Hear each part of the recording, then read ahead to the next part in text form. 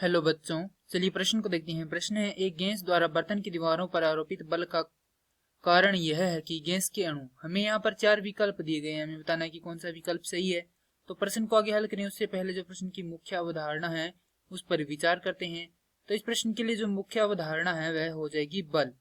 अर्थात हम यहाँ पर यह देखेंगे कि बल क्या होता है। तो बल होता है संवेग में परिवर्तन की दर, क्या कहलाता है? बल कहलाता है। अर्थात F बराबर होता है dP बटा में dt, जहां पर P क्या है?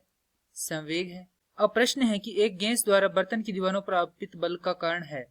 तो यहाँ पर हम मान लेते हैं कि क्या हमारे पास एक बर्तन है और ये क्या है? गैस के कुछ अणु हैं।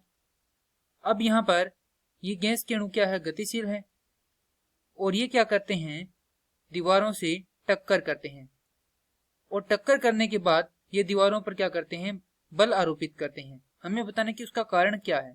हमें यहाँ पर पहला विकल्प दिया कि अपनी गतिज ऊर्जा खो रही हैं।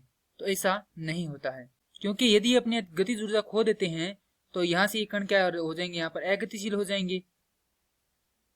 परंतु हम जानते हैं कि किसी भी पदार्थ के कण क्या रहते हैं? गतिशील रहते हैं। अब है दीवारों से चिपक रहे हैं, तो यह विकल्प भी गलत होगा।